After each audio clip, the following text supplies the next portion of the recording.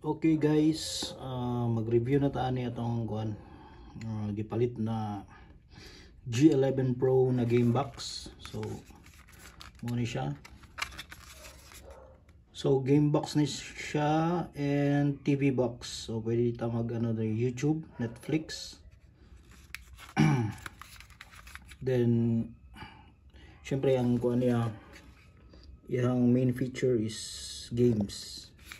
So makadulot ani og mga retro games, mga PSP games, PlayStation, mga Nintendo, Game Boy. So nahinga na. So makita na to karon kung unsang mga games na available ani. So kuan ni siya guys, ako napalit is G11 Pro tapos 128 GB. So ang sulod daw ani is approximately 40,000 games. So makita na to na karon kung unsa nakatinuod. So mo ni siya yang kaning button is mo ni siyang power button. Then diri na to isaksak ang power adapter.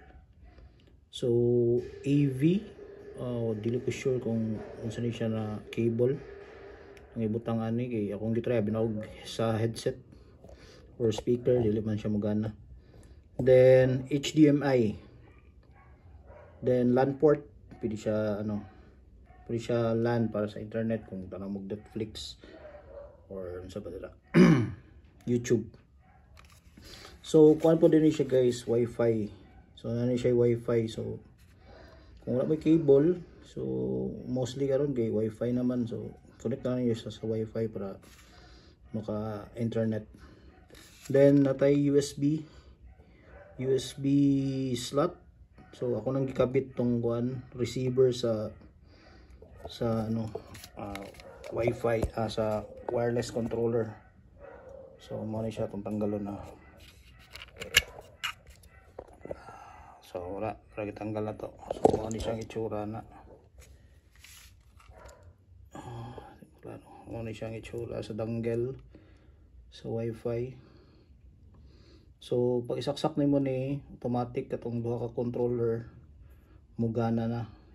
Pero itong mga controller kailangan to batteries. So ito po na makita niya. So mo ni siya isaksak na balik sa yang dangle. Tapos mo ni siya ang memory card slot. So tanggalan na to. So pakita na to. Klaro. 128 GB na siya. So yung card is medyo generic yun siya. Pero advice na to is palitag bago na parang branded para safe lang ato ang mga games kay sayang man pod kung makurap na, di ba? So mo ni siya guys. So sa itong isaksak, so mo ni siya HDMI cable. So ang pakapin din niya na HDMI cable kay gamay pero naman ko'y cable diri, so goods lang. Tapos kani power adapter. So dali na. Okay, so turn on na to. Kaning button.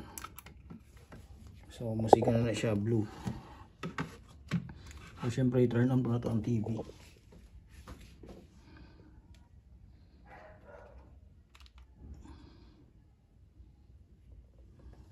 So muna siya.